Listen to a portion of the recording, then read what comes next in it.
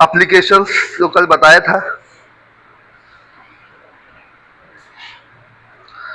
Now अगर हम बात करें आइडियल सस्पेंशन की, आइडियल सस्पेंशन मीन्स उसके अंदर फिजिकल स्टेबिलिटी का कोई भी प्रॉब्लम नहीं होनी चाहिए। उस कंडीशन में कैसे दिखना चाहिए, क्या होना चाहिए? तो first point, in case of ideal suspension the particles should not settle down. Particle क्या होना चाहिए? सेटल डाउन नहीं होना चाहिए।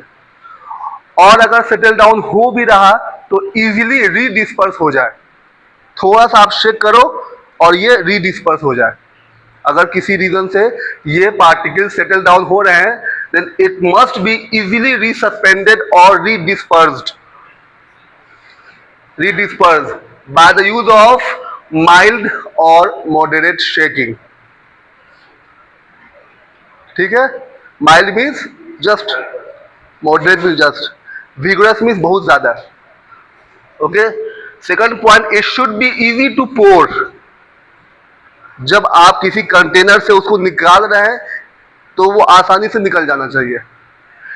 Yet not watery and no grittiness, that means ऐसा भी नहीं कि पानी की तरह निकल जाए और ऐसा भी नहीं कि उसके अंदर जो है क्या बोलते हैं खुरदुरा, वैसा भी नहीं होना चाहिए। Okay, next point, it should have acceptable order, acceptable colour और एक्सेप्टेबल टेस्ट। बहुत ज्यादा बीटर है तो आप बनाने के बाद भी ले नहीं पाएंगे। जैसे पिएंगे आपको वोमिटिंग फील होगा, नोजिया।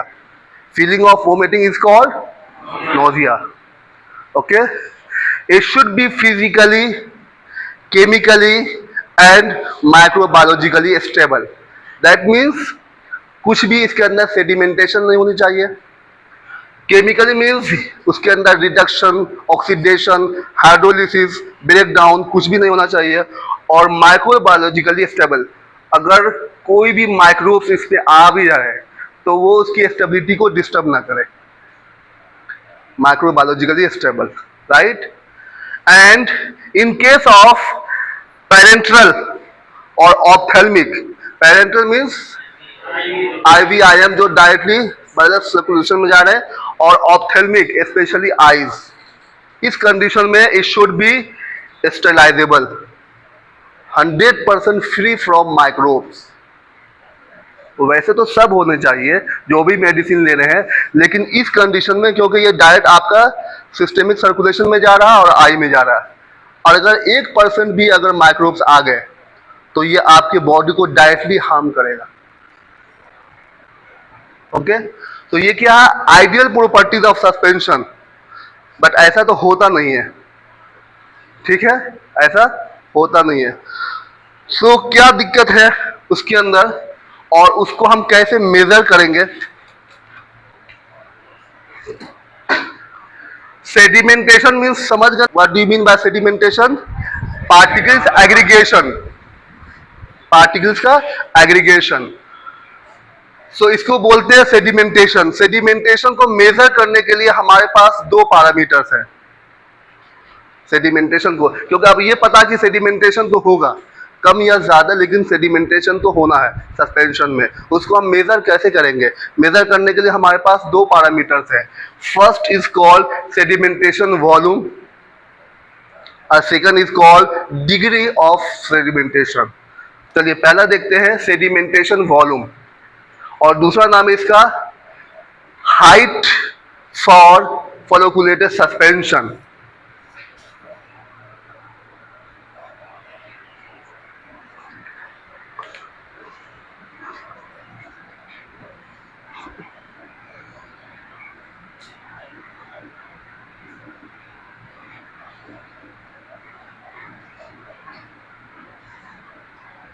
सपोज कर लीजिए आपने सस्पेंशन बनाया और आपने किसी भी इक्विपमेंट में रख दिया, हो सकता है मेजरिंग सिलेंडर या बीकर में, और जब आपने वॉल्यूम मेजर किया तो कितना आए?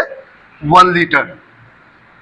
और आपने इसको थोड़े टाइम के लिए छोड़ दिया, 1 हफ्ते के लिए, 10 दिन के लिए, महीने भर के लिए।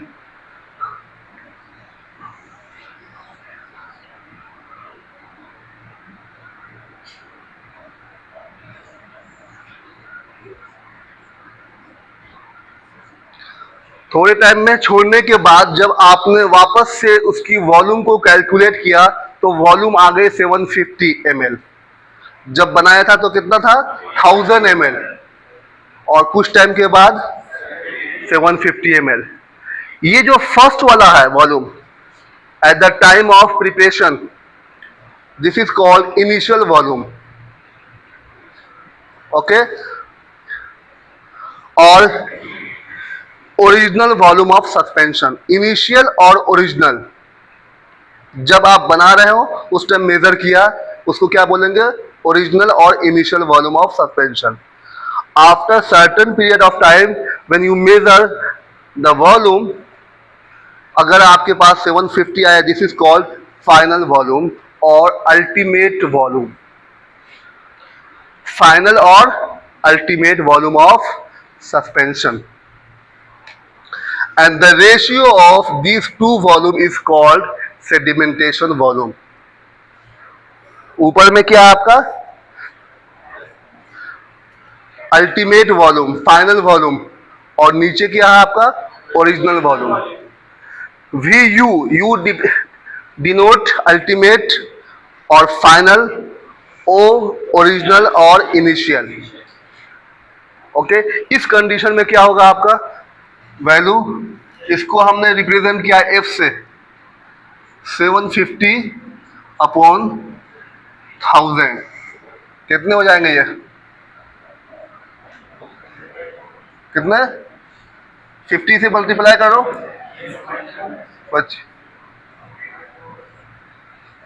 कितने हो जाएगा, 0.75। इसकी जो वैल्यू है यहाँ पे एफ जो है 1 से ज्यादा या कम है, कम है। मोस्टली जो वैल्यू आती है वो यही आती है, 1 से कम इन केस ऑफ सस्पेंशन। और अगर आइडियल सस्पेंशन है जिसमें सेडिमेंटेशन नहीं हो रहा, जो अल्टीमेट वॉल्यूम है या जो फाइनल वॉल्यूम है वो किसके इक्वल होगा, ओरिजिनल वॉल्यूम के। 1000 अपॉन 1000, एफ की वैल्यू कितनी आ जाएगी, 1। अगर एफ की वैल्यू 1 दी हुई है, that means suspension is ideal.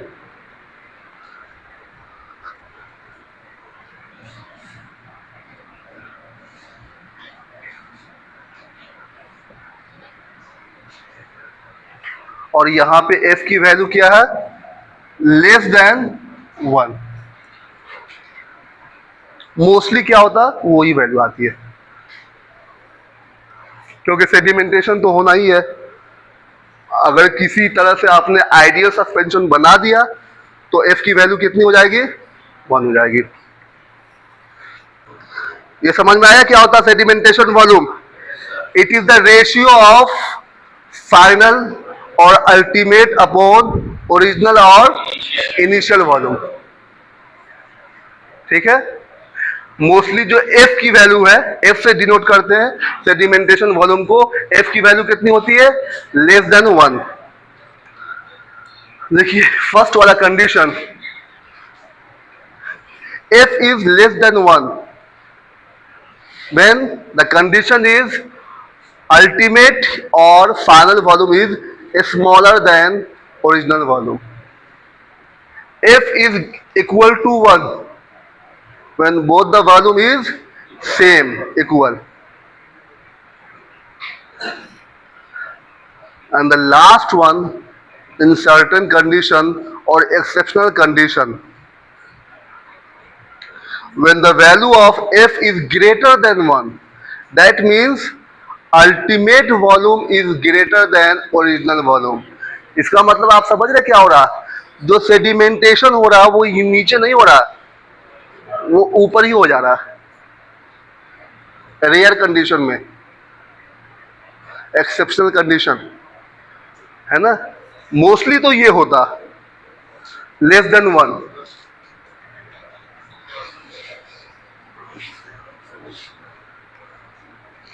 Okay, so here f is 0.5, that means less than 1। इसमें क्या है, जो फाइनल वॉल्यूम है वो smaller than original volume. f is equal to 1, both the volumes are equal. F is 1.5 greater than 1. That means here final volume is greater than initial volume. You can see कहाँ पे हो रहा है sedimentation, इसके ऊपर यहाँ पे हो गया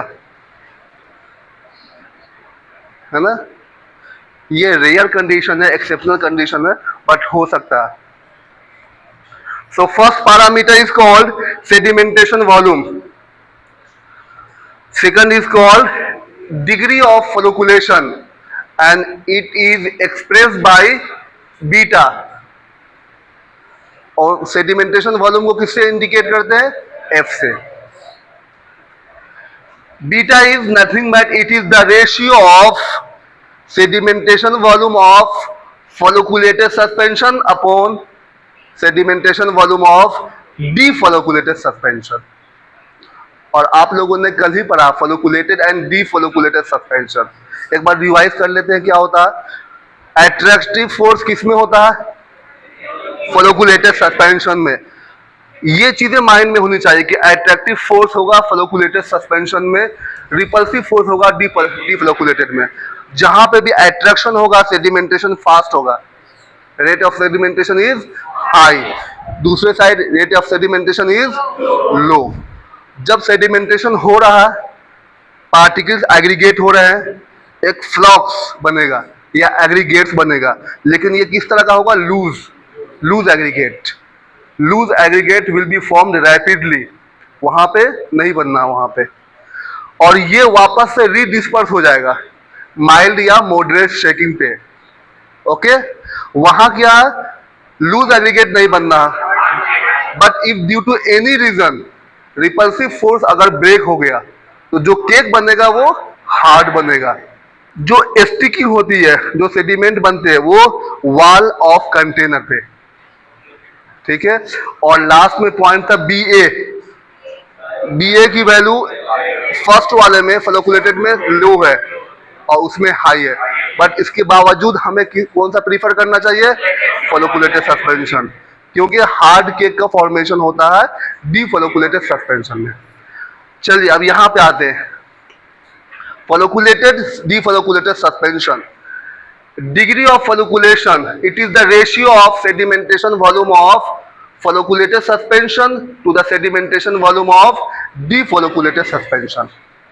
That means beta is equal to Vu upon Vo of flocculated suspension upon Vu upon Vo of defolliculated suspension.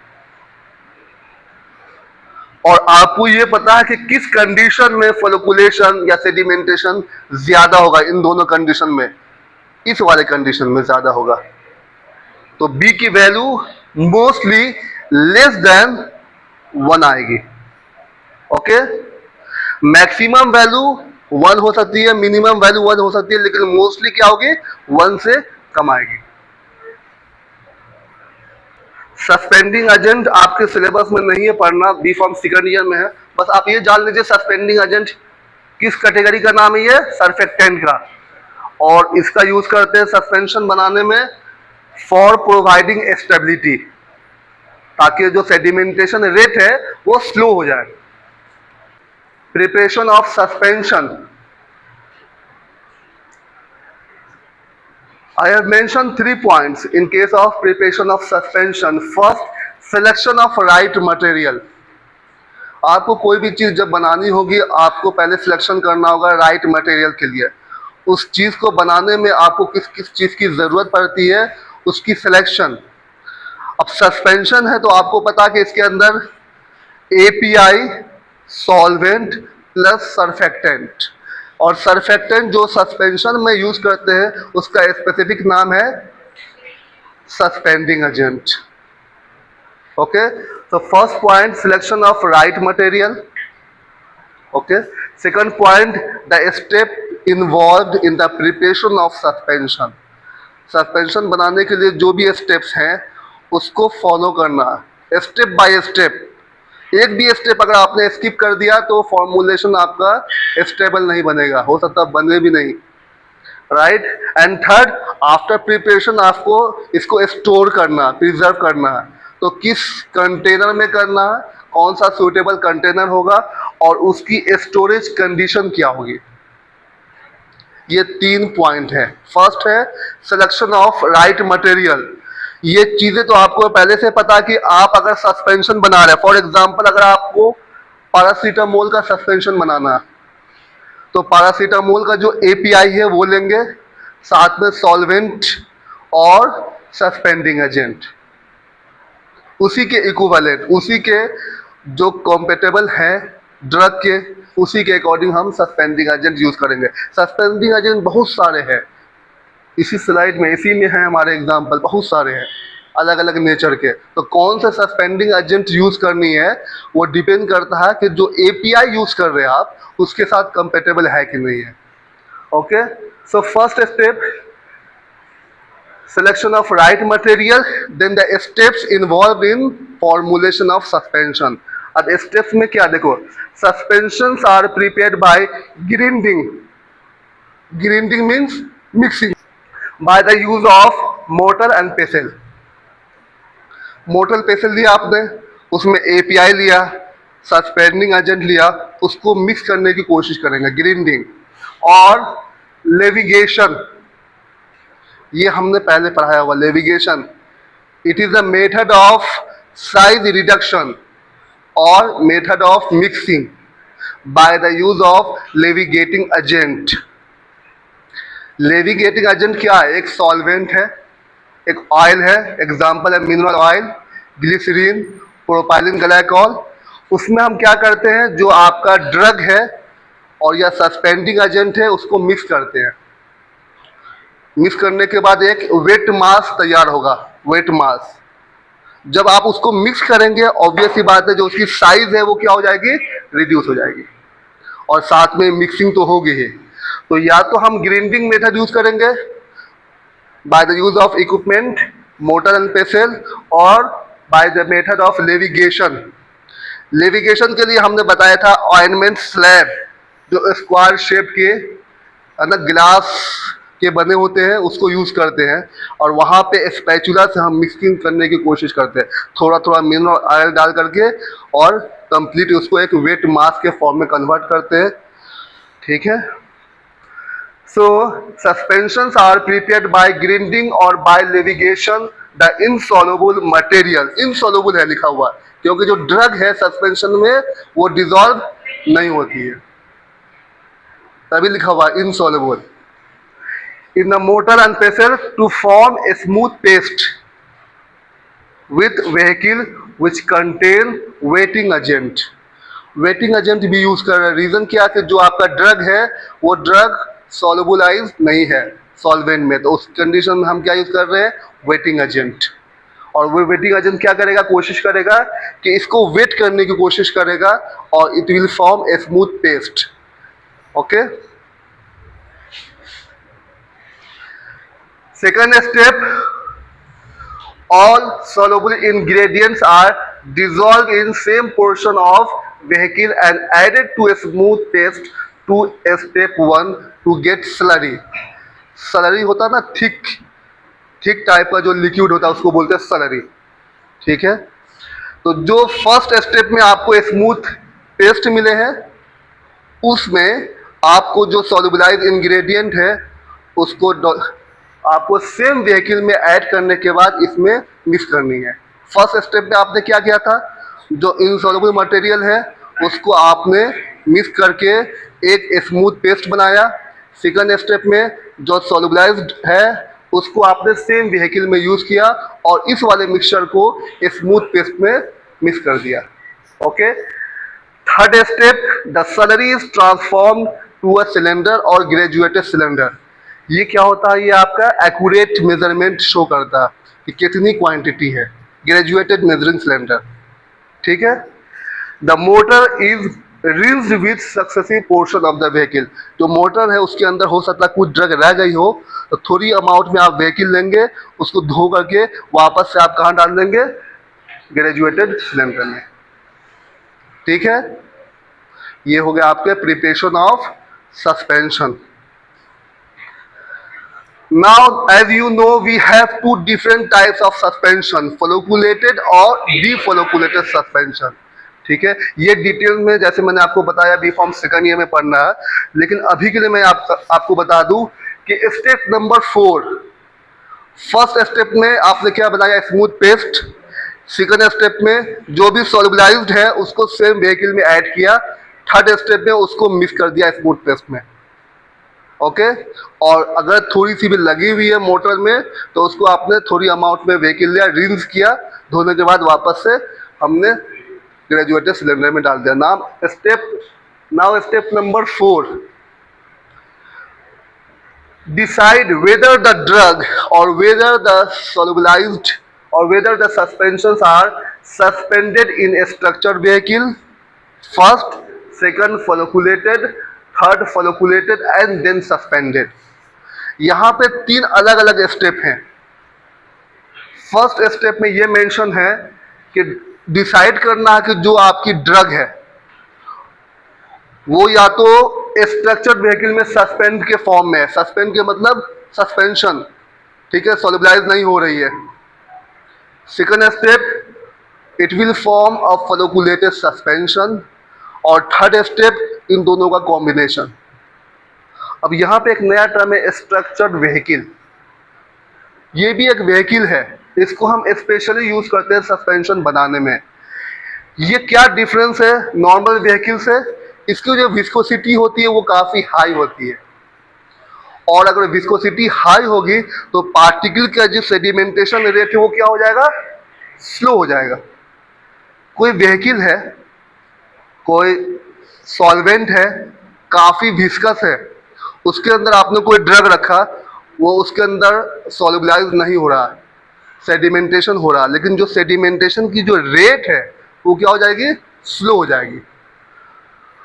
ये वाली चीज़ है. और सेकंड थर्ड वाले में क्या है, स्टेप जो फर्स्ट है उसका कॉम्बिनेशन, फर्स्ट टू का, पहले flocculated then suspended in structured vehicle. That means in case of preparation of suspension, we generally add a specific type of vehicle that is called a structured vehicle, which has high viscous, which is very high viscous and which slow down rate of sedimentation. क्योंकि जो main problem है आपका suspension के साथ वो क्या है, sedimentation. उसी को या तो आप स्टॉप करना चाहो तो स्टॉप, अगर पॉसिबल है तो स्टॉप कर दो, अदरवाइज स्लो डाउन कर दो, है ना. तो जो एग्जांपल है स्ट्रक्चर व्हीकल, उसका क्या काम है, हाईली विस्कस है तो रेट ऑफ सेडिमेंटेशन क्या हो जाते हैं, इससे स्लो हो जाते हैं. उसके बाद add vehicle which contain suspending agent, suspending agent तो यूज करना ही है, एंड देन और फ्लोकुलेटिंग एजेंट.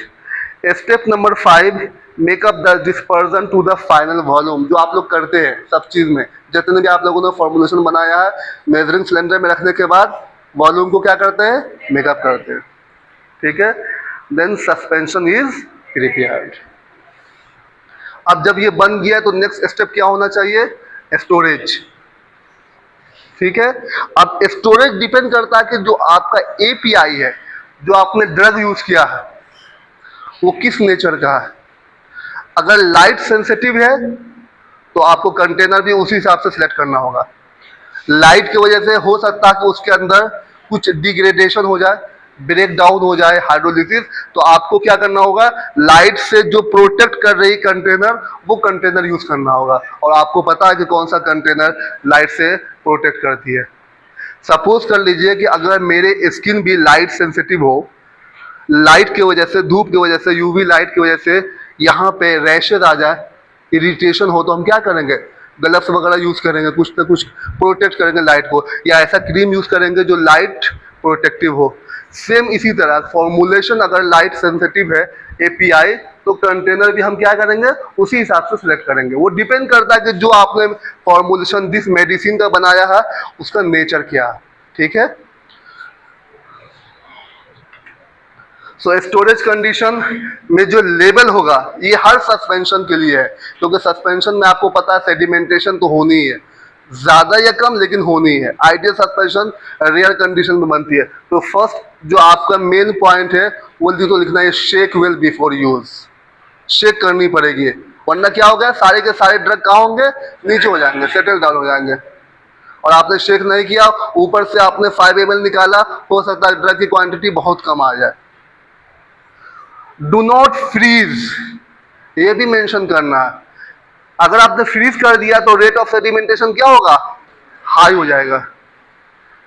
और जो फ्लॉक्स है हो सकता है वो हार्ड केक बन जाए।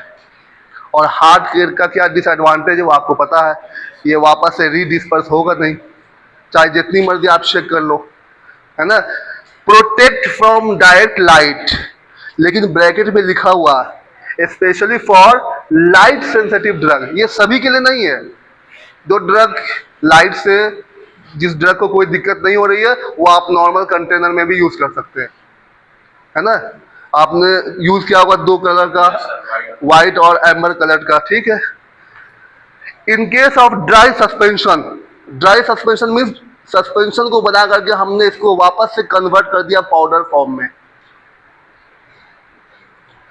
पाउडर फॉर्म में जब कन्वर्ट कर दिया तो आपको ये मेंशन करना पड़ेगा specified amount of vehicle to be mixed before administration. Powder form में है, बनाया था आपने सस्पेंशन, उसको फ्रीज ड्राई के बाद आपने पाउडर में कन्वर्ट कर दिया स्टेबिलिटी की वजह से। लेकिन जब खाने जाएंगे तो ऐसे नहीं खाएंगे, उसको वापस से पानी में रिडिस्पर्स करेंगे। कितनी अमाउंट में कितनी करनी है वो आपको लेवल में मेंशन करनी पड़ेगी, ठीक है। तो ये आपके हो गए स्टोरेज रिक्वायरमेंट, ये तो आप लोगों को पता ही है ना।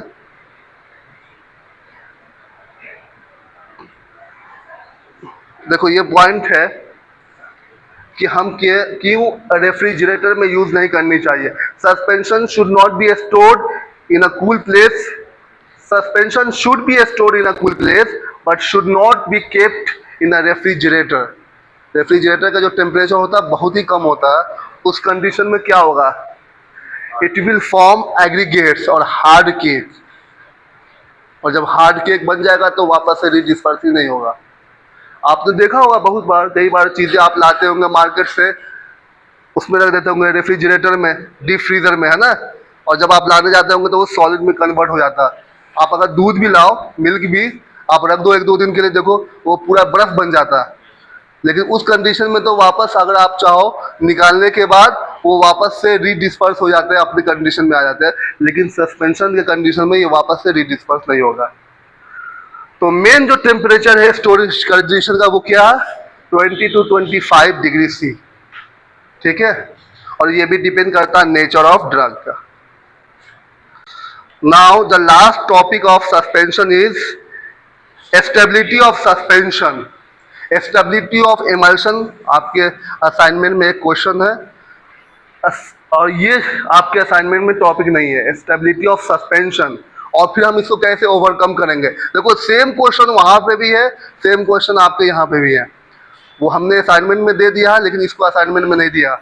स्टेबिलिटी ऑफ सस्पेंशन, जो फर्स्ट और मेजर स्टेबिलिटी प्रॉब्लम है वो क्या है सस्पेंशन के साथ, सेडिमेंटेशन, ठीक है। इस चीज को माइंड में रखो, sedimentation. So what do you mean by sedimentation, settling of particles.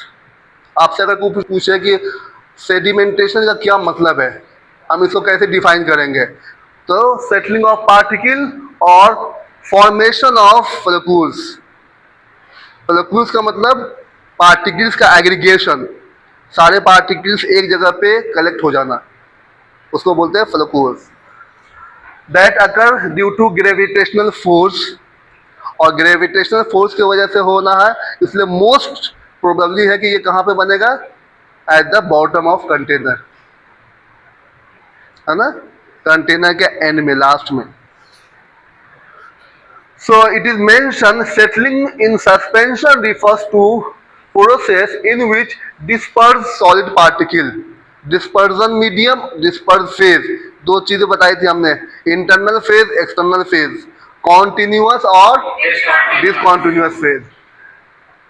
Solid particles move downward in most of the cases due to gravity, leading to sedimentation. This occurs when forces acting on the particles, mainly gravity, overcome forces keeping them suspended, such as Brownian motion or electrostatic repulsion. जो small small particles होते हैं उसके आपस में motion होते हैं, उसको बोलते हैं ब्राउनियन मोशन, रैंडम मोशन होते हैं. लेकिन जो सस्पेंशन होते हैं उसकी पार्टिकल साइज इतनी ज़्यादा होती है कि उसके अंदर की जो ब्राउनियन मोशन है वो मूवमेंट कम हो जाती है as compare to gravitational force, और ये पार्टिकल्स क्या हो जाते हैं, सेटल डाउन स्टार्ट हो जाते हैं. ठीक है, अगर इसकी साइज रेंज बहुत कम हो तो जो ब्राउनियन मोशन है ये ओवरकम कर जाएगी ग्रेविटेशनल फोर्स को और पार्टिकल सेटल डाउन स्लो हो जाएंगे. ठीक है, तो ब्राउनियन मोशन किस वजह से होते हैं, due to smallest particle size. Next, Brownian movement of particles prevent sedimentation. अगर ब्राउनियन मूवमेंट हो रहा तो क्या होगा, सेडिमेंटेशन प्रिवेंट हो जाएंगे. लेकिन सस्पेंशन के केस में क्या कि जो पार्टिकल की साइज रेंज है वो काफी बड़ी है, उस कंडीशन में जो ब्राउनियन मूवमेंट है वो काफी कम है और ग्रेविटेशनल फोर्स उस पर ज्यादा लग रहे हैं, तो रेट ऑफ सेटलिंग क्या हो जाती है, फास्ट हो जाती है.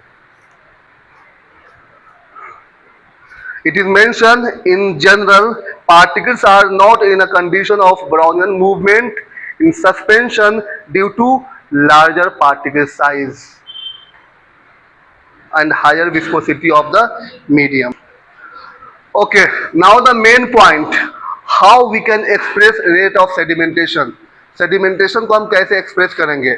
It can be expressed by one equation that is given by a scientist named called Stokes.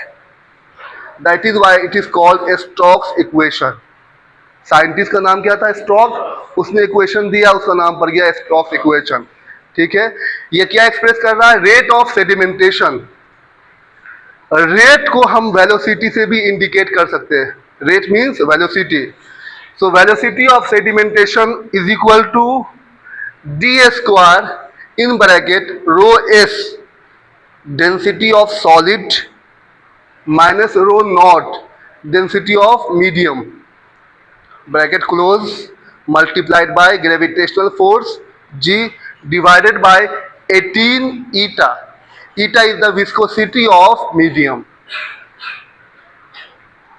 दो डेंसिटी है, एक डेंसिटी इंटरनल फेज की और एक एक्सटर्नल फेज की. दो फेज होते हैं ना सस्पेंशन में, इंटरनल और एक्सटर्नल. तो ये डिफरेंस है डेंसिटी ऑफ टू फेज. और जो नीचे दी हुई है वो क्या, विस्कोसिटी. और विस्कोसिटी किसकी होती है, मीडियम की होती है, लिक्विड मीडियम की. ओके, जब आप इसको कन्वर्ट करेंगे, D is the diameter, diameter of particle. और पार्टिकल किसकी होती है, ड्रग की, सॉलिड की, एपीआई की. So as you know diameter is equal to 2r होती है. डायमीटर क्या होती है, किताब बंद कर दीजिए, हमें सुनिए, सब लोग किताब बंद कीजिए, सबका ध्यान किताब पे. यहाँ समझने की कोशिश कीजिए, किताब तो पढ़ लेंगे. Diameter is equal to 2r.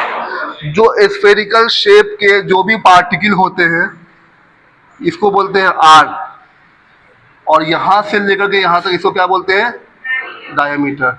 Diameter is equal to 2r. और फॉर्मूला में क्या लिखा हुआ, डी स्क्वायर. तो ये हो जाएगा आपका 2r का whole square, exactly 4r square. नीचे कितनी दी हुई, 18.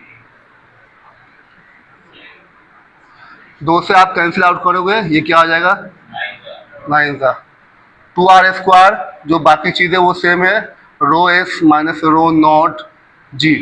आप रो नॉट को यहाँ पे कुछ भी इंडिकेट कर दो, लेकिन यहाँ नीचे मेंशन कर देना क्या है ये. आप चाहो तो रो 1 माइनस रो 2 भी लिख सकते हो और बाद में बता देना rho 1 is the density of internal phase, rho 2 is the density of dispersion medium external phase. ठीक है, divided by 9 eta. Normally viscosity को इंडिकेट करते हैं ईटा से, आप चाहो कुछ और से भी इंडिकेट कर दो, लेकिन यहां मेंशन कर दो। ठीक है, तो कैंसिल आउट होने के बाद जो इक्वेशन आया वो क्या, 2r² rho S minus rho naught G upon 9 eta, है ना। इसमें जो मेन फैक्टर है दो हैं, डेंसिटी और विस्कोसिटी, सॉरी तीन है, डायमीटर। इस इक्वेशन को देखने के बाद आप बता सकते हैं कि जो रेट ऑफ सेडिमेंटेशन है कौन कौन से फैक्टर के डायरेक्टली प्रोपोर्शनल है और कौन कौन से फैक्टर के इनडायरेक्टली प्रोपोर्शनल है। डायरेक्टली प्रोपोर्शनल कौन कौन है, डायमीटर और डेंसिटी डिफरेंस है, सिर्फ डेंसिटी नहीं है, दो फेस के डिफरेंस को बोलते हैं डेंसिटी डिफरेंस। और इनडायरेक्टली प्रोपोर्शनल किसके हैं, विस्कोसिटी के। ठीक है, चलिए वन बाय वन देखते हैं। D is the diameter, R is the radius, V rate of sedimentation या velocity of sedimentation, density of dispersed phase, density of dispersed medium, acceleration due to gravity, और eta is the viscosity of dispersed medium. Now there are some limitations for this law. First limitation, it is applicable only in case of spherical particles mostly, and very dilute suspension. That means the concentration of drug is 0.5 to 2 gram per 100 ml. Second limitation, particles which freely settle without collision. आपस में टकरा नहीं रहे हैं, सिर्फ settle down हो रहे हैं। Third, particles with no physical और केमिकल अट्रैक्शन, कोई भी फिजिकल और केमिकल अट्रैक्शन आपस में इसके बीच में नहीं हो रहे हैं। Now the different factors which affect on rate of sedimentation, कौन कौन से फैक्टर्स है। First factor, particle size. Particle size क्या है, डायरेक्टली प्रोपोर्शनल है। इस इक्वेशन में पार्टिकल साइज या जो डायमीटर है ऊपर है ना, तो ये क्या होगा, डायरेक्टली प्रोपोर्शनल। अगर साइज को अगर आप बढ़ाओगे तो रेट ऑफ सेडिमेंटेशन बढ़ेगा। तो आपको रेट ऑफ सेडिमेंटेशन को बढ़ानी है या घटानी है, घटानी है, तो साइज को क्या करना पड़ेगा, रिड्यूस करना पड़ेगा। ठीक है, so according to Stokes law, settling velocity is proportional to the square of particle radius. This means larger and denser particles settle faster due to greater gravitational force. जितनी पार्टिकल साइज बड़ी होगी, rate of sedimentation उतनी fast होगी, high होगी। ठीक है, smaller particles may remain suspended for longer time due to Brownian motion. Now one more question, यहाँ पे आपने देखा कि अगर आप साइज को डायमीटर के कंपेयर में साइज जो है 2r है, फॉर्मूला में r² दिया हुआ, तो अगर आप साइज को कम कर रहे हो हाफ, 1/2, तो रेट ऑफ सेडिमेंटेशन कितने कम हो जाएंगे। फॉर्मूला में क्या दिया हुआ है, स्क्वायर दिया हुआ है। साइज को अगर आपने हाफ कर दिया, साइज को आपने क्या कर दिया, जो सपोज कर लीजिए जो नेक्स्ट साइज है r', वो क्या हो गया, r/2। ठीक है, तो क्या हो जाएगी रेट ऑफ सेडिमेंटेशन, 1/4। 1/4 होगी ना। कैसे पता चला, फॉर्मूला में क्या दिया हुआ है, स्क्वायर। इसको आप स्क्वायर में डालोगे क्या हो जाएगा, r²/4, यानी रेट ऑफ सेडिमेंटेशन कितने टाइम्स डिक्रीज हो गए, 1/4। So it is mentioned, if the particle size is reduced to half of its original size, rate of sedimentation decreases by factor 4, है ना। साइज को अगर आपने हाफ रिड्यूस किया तो रेट ऑफ सेडिमेंटेशन 4 टाइम्स घट गया, क्योंकि स्क्वायर दिया हुआ फॉर्मूला में। Okay, next factor,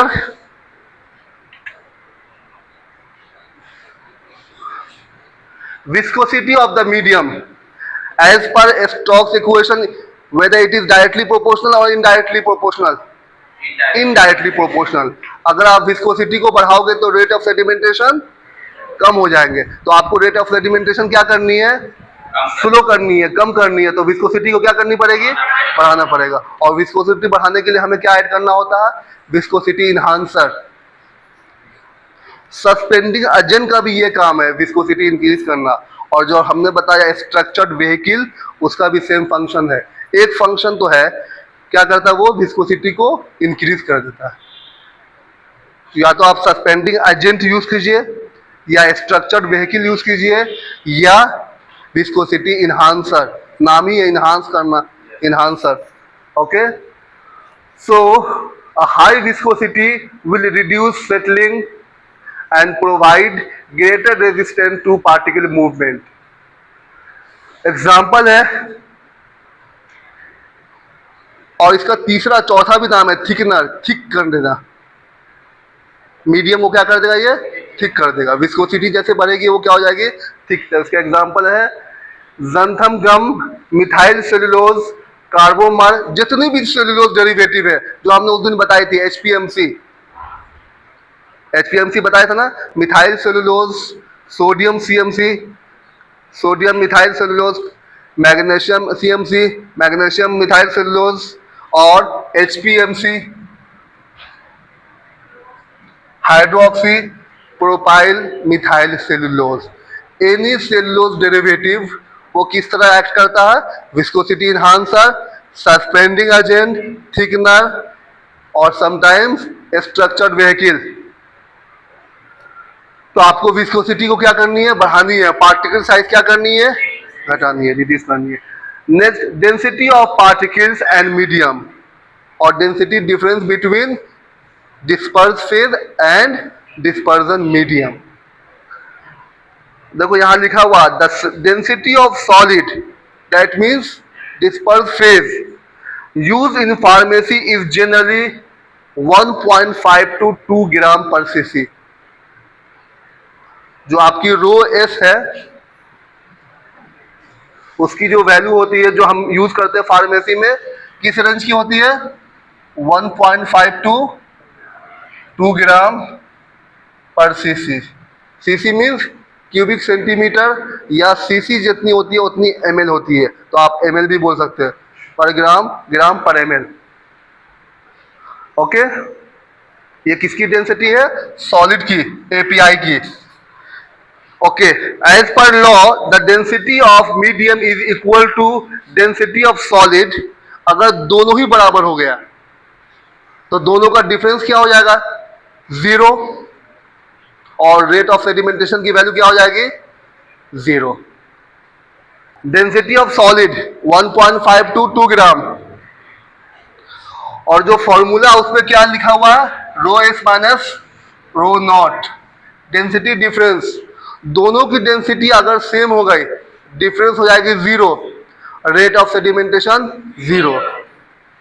तो हमें कोशिश ये करनी है कि जो इसकी डेंसिटी हो, सेम डेंसिटी का हमारा मीडियम भी हो।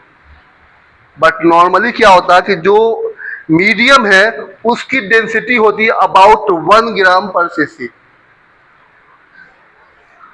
ये अगर सपोज कर लो 1.5 है, ये 1 है, तो आपकी वैल्यू हो जाएगी 0.5। और अगर ये मान के चलो 2 है, ये 1 है, तो ये हो जाएगी 1। Okay, density of solid pharmacy में जो हम यूज कर रहे हैं 1.5 to 2, और जो मीडियम है उसकी 1। अब हमें कोशिश ये करनी है कि दोनों की डेंसिटी डिफरेंस मिनिमम हो, और अगर 0 पॉसिबल है तो वो कर दे। तो हमें क्या करनी है, जो मीडियम है उसकी डेंसिटी को बढ़ानी है, क्योंकि तो उसकी डेंसिटी कितनी है, 1, और जो सॉलिड है उसकी 1.5 या 2। तो अगर हम मीडियम की डेंसिटी बढ़ा देंगे तो दोनों की डेंसिटी ऑलमोस्ट सेम हो जाएगी, डिफरेंस काफी कम हो जाएगा। सो हमें क्या करनी है, we need to increase the density of medium so that the difference in density will be minimum. और उसको बढ़ाने के लिए हमारे पास कुछ एग्जाम्पल है, वो ऐड कर देंगे तो डेंसिटी डिफरेंस काफ़ी कम हो जाती है।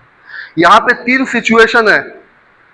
अगर density of solid is greater than density of medium, उस कंडीशन में जो आपके पार्टिकल्स है वो क्या हो जाएंगे, सिंक करेंगे। दोनों की सेम है तो पार्टिकल या रेट ऑफ सेटलिंग क्या हो जाएगी, मिनिमम। और अगर रिवर्स है, मीडियम की ज़्यादा है, सॉलिड की कम है, तो ये क्या करेंगे, ऊपर फ्लोट करेंगे। तो नॉर्मली क्या होती है, पार्टिकल्स की डेंसिटी ज़्यादा होती है, तभी तो वो जा रहा सिंक कर रहा। डेंसिटी इंक्रीज करने के लिए मीडियम के हमारे पास बहुत सारे एग्जाम्पल हैं। पीवीपी, पॉलीविनाइल पायरोलिडोन, पीईजी, नाम सुना होगा या शायद देखा भी होगा लैब में, पॉलीइथाइलिन ग्लाइकॉल, ग्लिसरीन, सॉर्बिटॉल, ये सारे एग्जाम्पल हैं जिससे हम क्या कर सकते हैं, डेंसिटी ऑफ मीडियम को इंक्रीज कर सकते हैं। और जब मीडियम की डेंसिटी इंक्रीज करेगी, दोनों को डिफरेंस क्या हो जाएंगे, मिनिमम हो जाएंगे, और रेट ऑफ सेटलिंग क्या हो जाएगी, कम हो जाएगी। जीटा पोटेंशियल एक लाइन में मैं बता दूं, अगर आपको समझ में आ रहा है तो ठीक है, वरना कोई बात नहीं, ये आपको डिटेल में पढ़ना बी फार्मेसी करनी है में।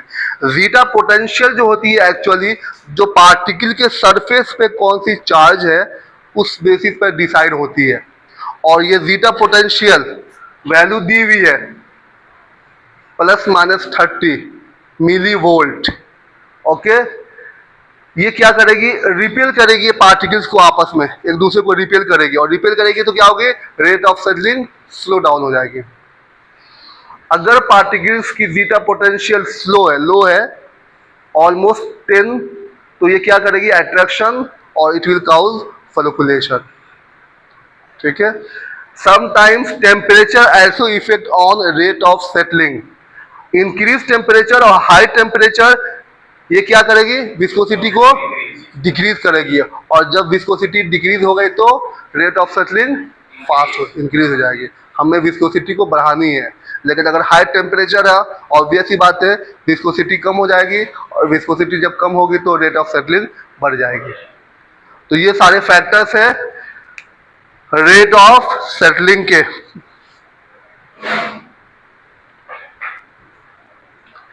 That's all about suspension.